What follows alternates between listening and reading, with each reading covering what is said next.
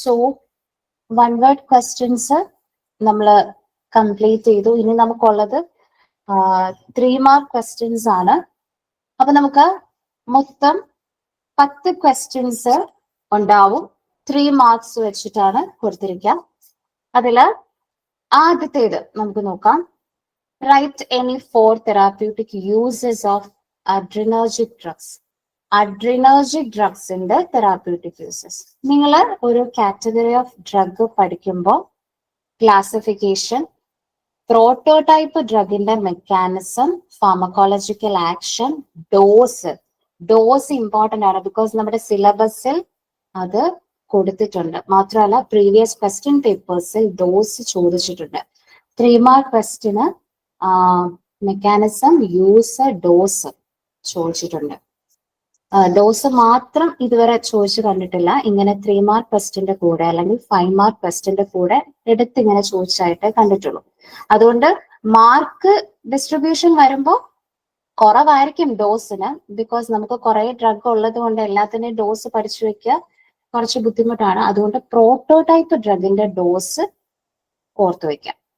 Adrenergic ഡ്രഗിന്റെ common ആയിട്ടുള്ള use, adrenergic ഡ്രഗിന്റെ common ആയിട്ടുള്ള വരുന്ന കുറച്ച് യൂസ്, അതേപോലെ ആന്റി അഡ്രിനർജിക് ഡ്രഗ്സ് അഥവാ അഡ്രിനർജിക് ബ്ലോക്കേഴ്സിന്റെ കുറച്ച് യൂസസ്. അങ്ങനെ കോമൺ ആയിട്ട് എല്ലാ കാറ്റഗറിക്കും കുറച്ച് യൂസ് പഠിച്ചു വെക്കാം.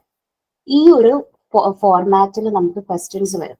ഇപ്പോ കൊയാഗുലൻസിന്റെ 4 യൂസസ്, ആന്റി പ്ലേറ്റ്ലെറ്റ് ഏജൻസിന്റെ 4 യൂസസ്. അതുകൊണ്ടാണ് കോമൺ ആയിട്ട് എല്ലാ കാറ്റഗറിക്കും ഒരു 4 യൂസ് പഠിച്ചു വെക്കാൻ പറയുന്നത്. ഓക്കെ, അതിപ്പോ ആ കാറ്റഗറിയിൽ വരുന്ന ഏതെങ്കിലും ഒരു ഡ്രഗ് എടുത്തു ചോദിച്ചാൽ കൂടി നമുക്ക് ആ കോമൺ ആയിട്ടുള്ള യൂസ് ഇവിടെ അപ്ലൈ ചെയ്യാൻ പറ്റും. ഇപ്പൊ ഒരു കാറ്റഗറിയിലെ എല്ലാ ഡ്രഗിന്റെയും സെപ്പറേറ്റ് നമുക്ക് യൂസ് പഠിച്ചു വെക്കാനായിട്ട് നിർവാഹമില്ല. അതുകൊണ്ട് കോമൺ ആയിട്ട് കുറച്ച് പഠിച്ചു വെക്കും. Adrenergic drugs asthma, COPD, anaphylactic shock, allergic reaction, hypotension, cardiac arrest, nasal decongestant. Adrenergic ഡ്രഗ്സിന്റെ തെറാപ്യൂട്ടിക് യൂസിനെ ബേസ് ചെയ്തുള്ള ക്ലാസിഫിക്കേഷൻ നമ്മൾ പഠിക്കുന്ന. അപ്പൊ നമുക്ക് ഈ ക്വസ്റ്റ്യൻ വളരെ എളുപ്പം ആൻസർ ചെയ്യാൻ പറ്റും. ക്ലിയർ ആണല്ലോ? ഇനി ഹൈപ്പോലിപ്പിഡമിക് ഡ്രഗ്സിന്റെ ക്ലാസിഫിക്കേഷൻ ചോദിച്ചിരിക്കുകയാണ്. ക്ലാസിഫിക്കേഷൻ എഗെയിൻ ചോദിച്ചുകൊണ്ടിരിക്കുകയാണ്. അത് സ്യൂട്ടബിൾ എക്സാമ്പിൾസോട് കൂടി. ഇപ്പോ അത്യാവശ്യം ഒരു കാറ്റഗറിയിൽ ഇപ്പൊ HMG കോയ റിഡക്ടേസ് ഇൻഹിബിറ്റേഴ്സിന് ഈ എല്ലാ എക്സാമ്പിൾ എഴുതിയില്ലെങ്കിലും അത്യാവശ്യം ഒരു 2 എണ്ണമെങ്കിലും ഒരു സബ് ക്ലാസ്സിന് എഴുതി വെക്കാം. ഇപ്പൊ സ്റ്റാറ്റിൻ എന്ന് കേൾക്കുമ്പോഴേ HMG CoA reductase inhibitors. Fibrates hypolipidemic agent ആണ്. അതാണ് ക്ലാസിഫിക്കേഷൻ ഓർത്തിരിക്കുന്നതുകൊണ്ടുള്ള പ്രയോജനം. അപ്പൊ ക്ലാസിഫിക്കേഷൻ അങ്ങനെ പഠിക്കാം. ദെൻ നിങ്ങൾക്ക് വേണമെങ്കിൽ ഇവിടെ 3 മാർക്കിന്റെ ക്വസ്റ്റ്യൻ ആണ്. 3 മാർക്കിന് ക്ലാസിഫിക്കേഷൻ തന്നെ ഇനഫ് ആണ്. ഇത് തന്നെ 5 മാർക്കിന് ചോദിക്കുകയാണെന്ന് വെച്ചോ. 5 മാർക്കിന് classify hypolipidemic drugs with suitable example. പക്ഷെ മാർക്ക് 5 മാർക്കാണ്, 3 അല്ല. അപ്പൊ നമ്മൾ എന്ത് ചെയ്യണം? നമുക്ക് അറിയാവുന്ന ഒരു 2 സബ് ക്ലാസ് എടുത്ത് അങ്ങ് എക്സ്പ്ലെയിൻ ചെയ്യാം. ഇപ്പൊ സ്റ്റാറ്റിൻസിന്റെ mechanism, pharmacological action, area, use കഴിഞ്ഞു. അതേപോലെ അറിയാവുന്ന മറ്റൊരു ഹൈപ്പോലിപ്പിഡമിക് ഡ്രഗ്സ് കൂടി. 5 മാർക്കിന് ചോദിച്ചാലത്തെ കാര്യമാണ് പറയുന്നത്. 3 മാർക്കിന് ഇറ്റ്സ് ഇനഫ്, ക്ലാസിഫിക്കേഷൻ മതി. കാരണം എല്ലാ സബ് ക്ലാസും അതിന് എക്സാമ്പിളും കൂടി നമ്മൾ ഈ ഒരു രീതിയിൽ പ്രസന്റ് ചെയ്ത് കഴിഞ്ഞാൽ അത് തന്നെ ധാരാളം. ഇവിടെ നിങ്ങൾക്ക് ഒരു ആഡപ്പ് വരുന്നത് ഒരു പേപ്പർ ഒന്ന് ഓർഗനൈസ് ചെയ്തിരിക്കാൻ വേണ്ടിയിട്ട് hypolipidemic drugs are used to reduce elevated serum cholesterol level. Elevated serum cholesterol ലെവലിനെ കുറയ്ക്കാൻ ഉപയോഗിക്കുന്ന കാറ്റഗറി ഓഫ് ഡ്രഗ് ആണ് ഹൈപ്പോലിപ്പിഡമിക് ഏജന്റ് എന്നൊന്ന് ജസ്റ്റ് ഒന്ന് എഴുതിയേക്കാം. സോ അപ്പൊ നമ്മുടെ പേപ്പർ പ്രസന്റേഷൻ വേറൊരു ലെവലിലേക്ക് പോകും. അത്തരം കാര്യങ്ങളൊന്ന് ശ്രദ്ധിക്കുക. അടുത്തത് define monoclonal antibodies, give 2 examples, mention their uses. 2 definition കൊടുത്തിട്ടുണ്ട്. നിങ്ങൾക്ക് ഇതിൽ ഏത് വേണമെങ്കിലും ഉപയോഗിക്കാം. മോണോക്ലോണൽ ആന്റിബോഡീസ് എന്ന് പറയുമ്പോൾ ഐഡന്റിക്കൽ ആന്റിബോഡീസ് ആണ്. നമ്മൾ സിംഗിൾ ബീറ്റാ സെൽ ക്ലോണിന്ന് ജനറേറ്റ് ചെയ്യുന്നതാണ്. ഇതിനെപ്പറ്റിയെല്ലാം നമ്മൾ ഡീറ്റെയിൽഡ് ആയിട്ട് ക്ലാസ്സിൽ പറഞ്ഞിട്ടുണ്ട്. അതുകൊണ്ടാണ് ഈ ഒരു സെഷനിൽ ഡീറ്റെയിൽഡ് ആയിട്ട് പോകാത്തത്. എന്തെങ്കിലും സംശയം ഉണ്ടെങ്കിൽ നിങ്ങൾക്ക് ക്ലാസ്സസ് ചെക്ക് ചെയ്യാം. സോ എക്സാമ്പിൾസ്, മോണോക്ലോണൽ ആന്റിബോഡീസ് നമുക്ക് എങ്ങനെ പെട്ടെന്ന് ഐഡന്റിഫൈ ചെയ്യാൻ പറ്റും? ആ പേര് വെച്ചിട്ട്. ഇവരുടെ മിക്കവാറും പേരിന്റെ ലാസ്റ്റ് മാബ് എന്നായിരിക്കും. റിട്ടുക്സിമാബ്, ഇൻഫ്ലിക്സിമാബ്. ആ മാബ് വെച്ചിട്ട് നമുക്ക് മോണോക്ലോണൽ ആന്റിബോഡി ആണെന്ന് പറയാൻ പറ്റും. റിട്ടുക്സിമാബ് ക്യാൻസറിന് യൂസ് ചെയ്യും. പിന്നെ നമ്മുടെ റൊമറ്റോയിഡ് ആർത്രൈറ്റിസ് പോലുള്ള ഓട്ടോഇമ്യൂൺ ഡിസീസിൽ യൂസ് ചെയ്യും.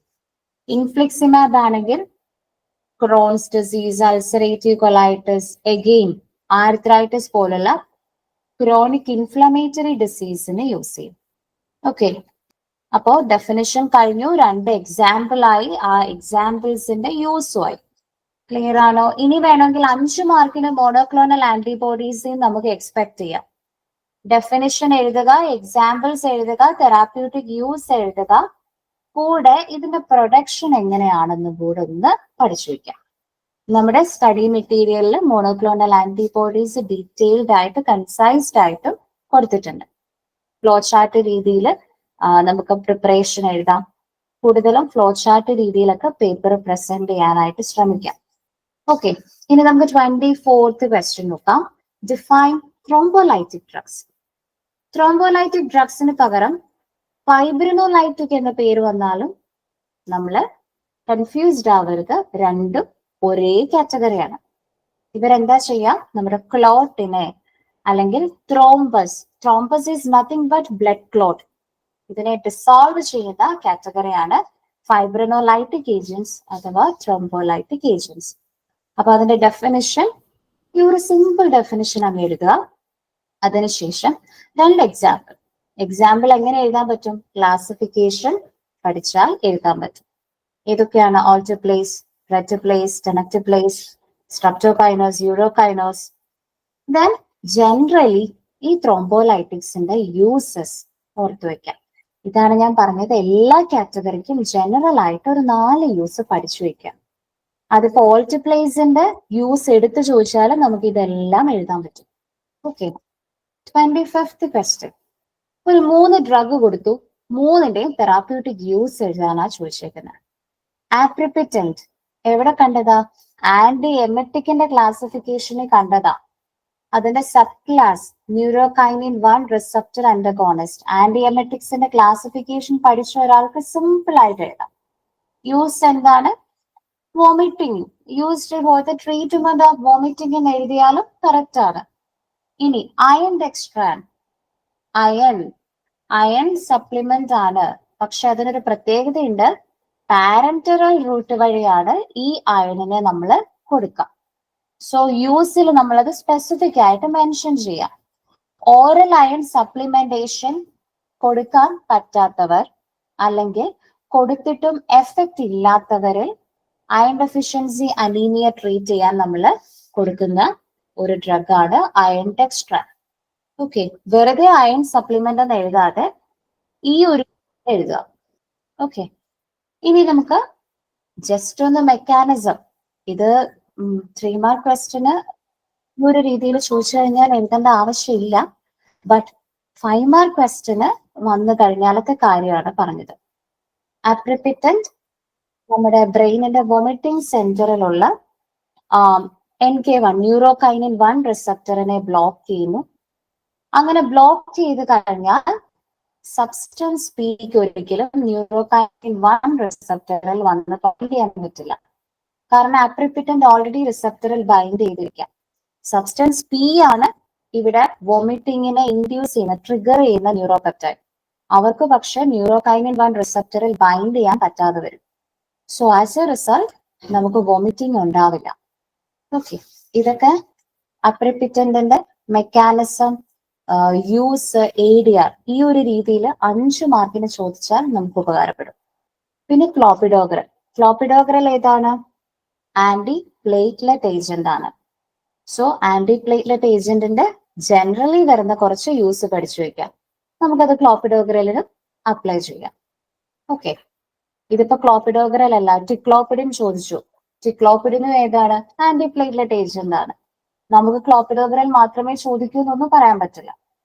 ക്ലാസിഫിക്കേഷൻ പഠിക്കാം, ആ കാറ്റഗറിക്ക് ജനറൽ ആയിട്ട് വരുന്ന 4 യൂസും പഠിച്ചു വെക്കാം.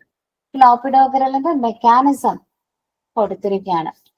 ADP അന്റഗോണിസ്റ്റ് കാറ്റഗറിയിൽ വരുന്നതാണ്. ഒരു 1 വേർഡ് ക്വസ്റ്റ്യൻ നമുക്ക് എക്സ്പെക്ട് ചെയ്യാം. ADP അന്റഗോണിസ്റ്റുകളായിട്ടുള്ള ആന്റി പ്ലേറ്റ്ലെറ്റ് ഏജന്റ്സിന് എക്സാമ്പിൾ തരിക. ടിക്ലോപ്പിഡിനും ക്ലോപ്പിഡോഗ്രലും. ഒരു ടോപ്പിക് പഠിക്കുമ്പോൾ അങ്ങനെ എല്ലാ രീതിയിലും എക്സ്പെക്ട് ചെയ്ത് വേണം പഠിക്കാൻ.